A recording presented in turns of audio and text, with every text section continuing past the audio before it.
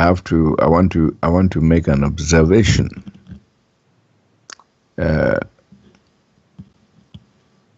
We are doing a worldwide wake-up call, and it seems that some of the things that we are doing are things that people out there are doing too. For instance, in the health domain, we have much of the information that we're giving out is already available online. It was available, even been there for so many years. So I want to ask, what is it that we are doing differently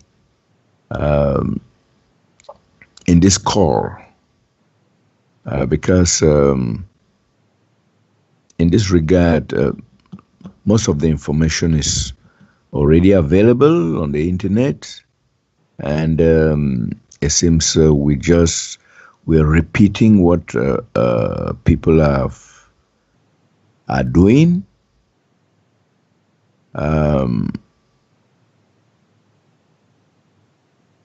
Is it that we are doing it with an innovation from another angle, or maybe we are trying to talk about the naturalness of the foods that we should be using, which maybe others are not emphasizing, or what? Because this wake-up call, insofar as some of these natural products are concerned, or their use, their preparation and use, I think the information is already out there. So I want to ask, what is it that we are doing differently?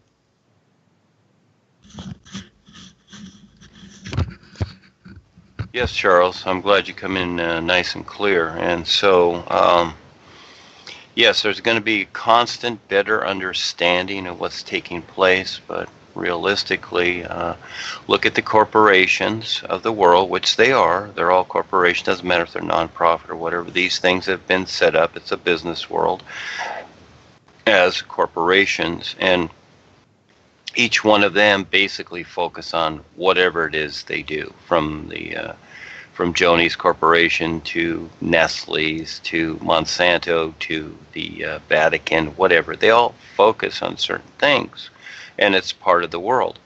And so what is our focus? Our overall focus is the all is, all right?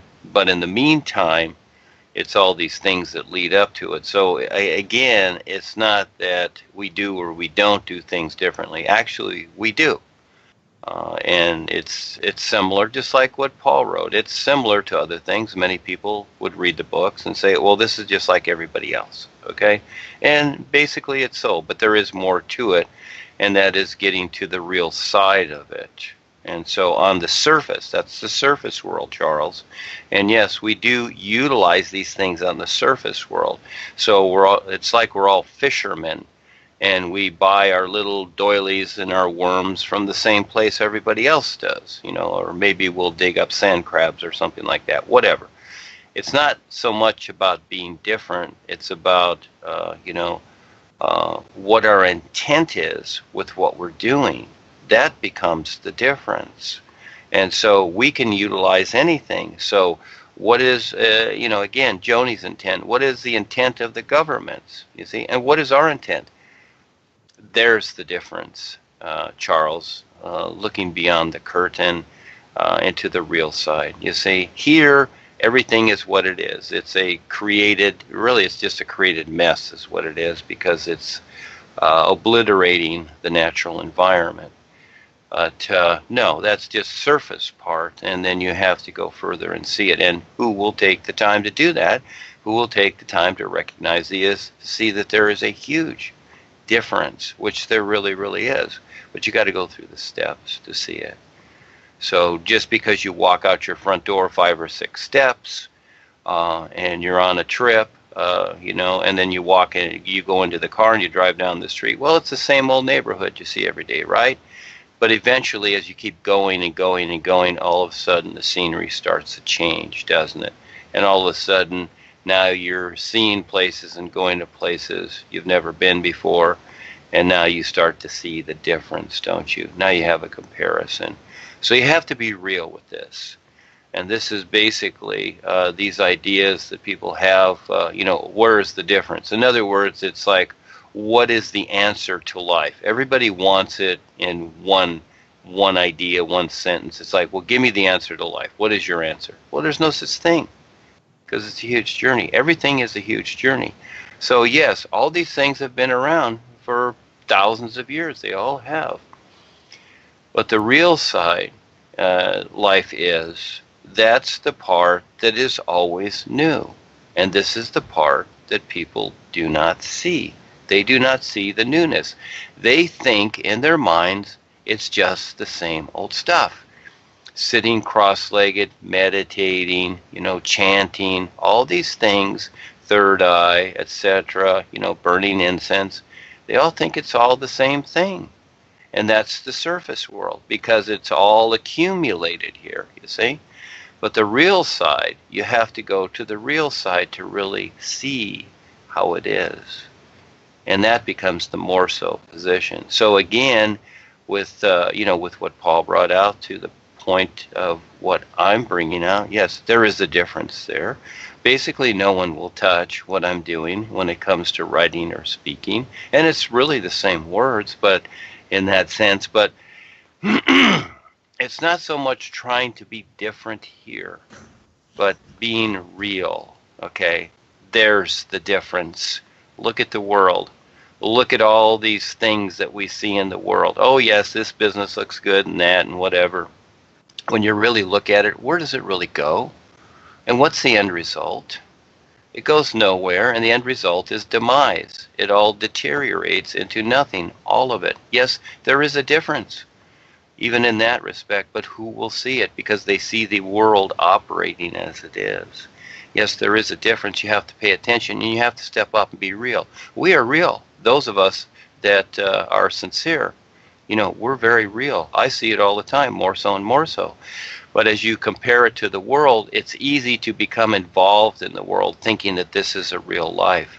It is not a real life. It's a simulator. Everything from your feelings to your ideas to your senses to your mind to your intuition, it's a simulator. That's all it is. And if that's all you see, then that's all you see. That's it. Yes, I see the difference in everything, but you've got to learn to see it. Yes, and then you decide if you're going to step up and take part of the adventure, or you're going to stick with the old ideas, just like the people in the corporation thinking that, oh, well, Harry's taking care of everything. All we have to do is chant and be happy and hug each other and be tap-lined by Joni. And life is good, you see? Well, we're not doing that. We're doing many, many things. We're getting involved, and we're looking for confrontation. You see, the corporations like Joni's corporation, they don't want confrontation. They just want control. You see, we want confrontation because that's where the action is. This is where people wake up and become more aware. Well, she doesn't. She wants conformity. She wants people to conform and just be nice and obey. There is a difference there, Charles. Do you see it? And I can just go on and on and on. Yes, go ahead.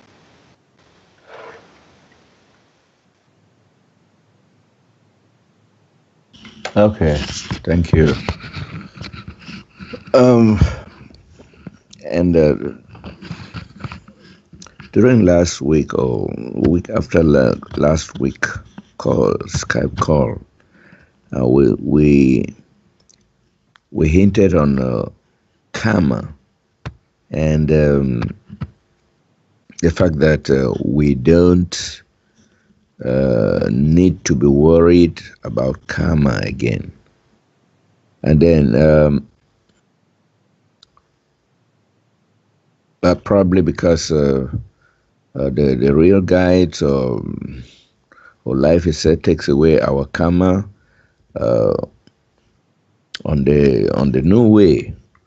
Now, what I want to ask is this: Is it that when one joins the new presentation, one can do anything and get away with it because this karma, because this notion of karma is somehow overblown, or is irrelevant again, or what? Because Hi, I know King. that karma Yeah. results from cause and effect. So we are constantly creating karma every minute of our lives, and it stems from what we think, what we do, and how we act. So is it that while with the real guides, we have carte blanche to do as we want,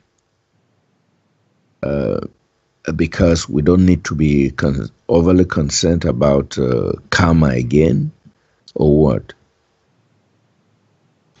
So I don't know the modus operandi of this of not being concerned with karma any longer. What would make sense to you, Charles? Well, what will make sense to me? Yes. Maybe it's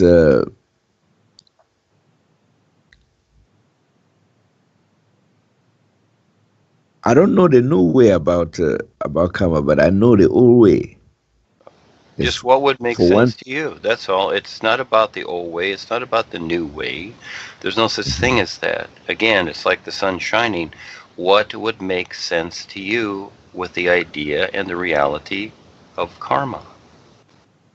Well, I think with that personally, I think one has to be circumspect with what one does, what one says, and the actions one carries out.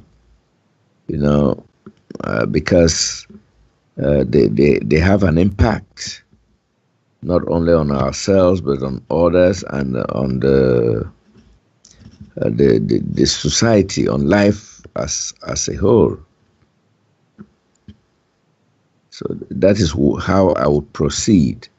But I just want to know whether uh, it's like having um, the license to act in any way oblivious of karma. Is it that thinking of karma is a restriction on our actions, on our freedom, or what? I don't understand. Well, yes, you do. And the thing is that no, there are no restrictions. And again, what you've done is you've created an idea about karma. You see, so now what you're doing is you're looking at that idea. You see, so that becomes it. In other words, just like you were saying, I'm listening to what you're saying. Do we have carte blanche? Can we do whatever we want? Are we aside from karma? See, those are ideas that you've created about the reality of cause and effect. You decided that, and it becomes so. And this is where things start to get funny, simply because people start thinking, oh, well, that means we can do whatever we want, whatever. It's like a child. Let's see, like you have a child, and he reaches a certain age, and you give him a credit card, and you tell him, well, you can spend $100 a month. Well, the account has got, maybe it's $1,000 on the account. And so the kid is looking at it, and it's like, well, my dad said I could spend $100, but yet the account has a $1,000 limit. And so he gave me the card, so why can't I just spend $1,000 a month? You see, again, all of a sudden, the individual starts creating that idea from the original idea. Okay, but karma is a reality. It's cause and effect. Karma is just a description of actually what life already is. Okay, and that is that we are simply experiencing ourselves. That's all we're experiencing, from every position, from the bodies to our awareness to whatever. We are simply experiencing ourselves, and we are constantly meeting ourselves. That's the whole idea of karma.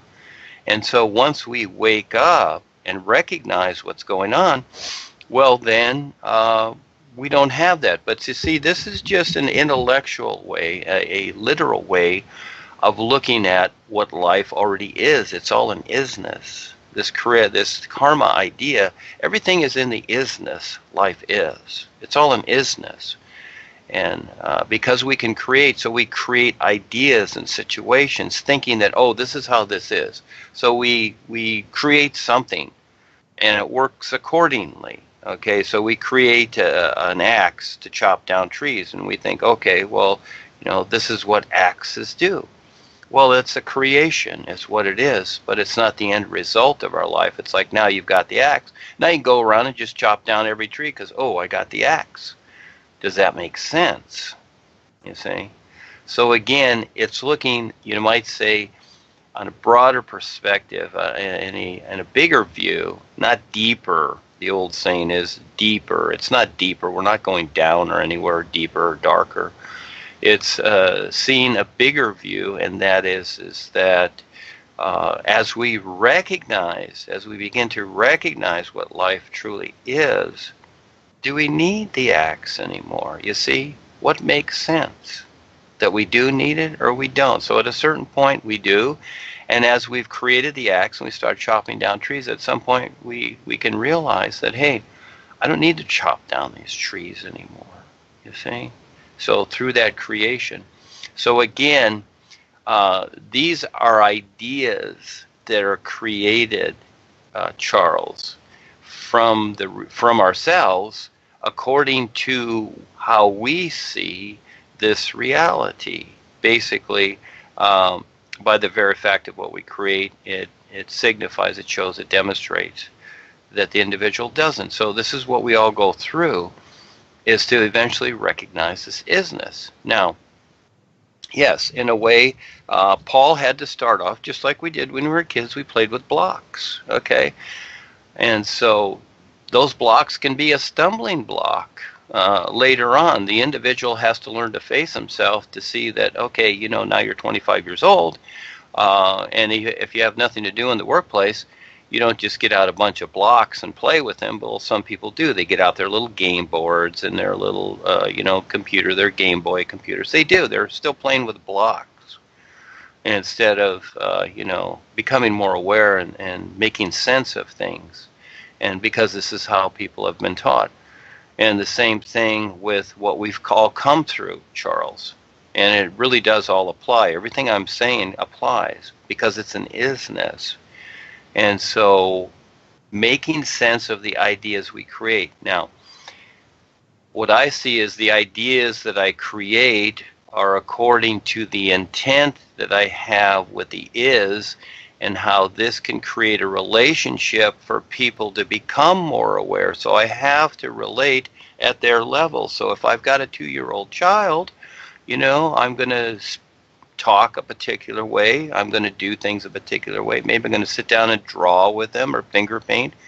I'm going to do things a particular way as opposed to an adult.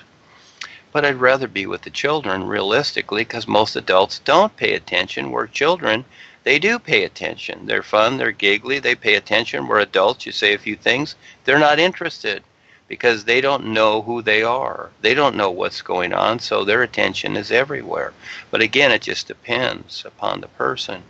So again, it's making sense. So look at the intent. Okay, everything starts off as from our intent. Where is your intent? Is it completely standing real with the isness life is? Or is that just an idea that you have about it? And if your intent's totally there, just like a woman that has a child, her intent is for that child. Is your intent totally for that? And from there, you make sense according to what your environment is, where you are with this physical body. So when it comes to cause and effect, and it's like, oh, we don't care about karma and stuff like that. Well, again, does that make sense? No, it doesn't. Just because you have a credit card with a $1,000 limit, does it make sense that you spend it to the max so that you're chained to the payment of it? Does that make sense? Well, if it does, go for it. But then again, You may not even have to spend 1 cent of it. Does that make sense too? Because do you really need it? Is it just that you're going to go spend? What is your intent about this whole thing? Where is your intent altogether?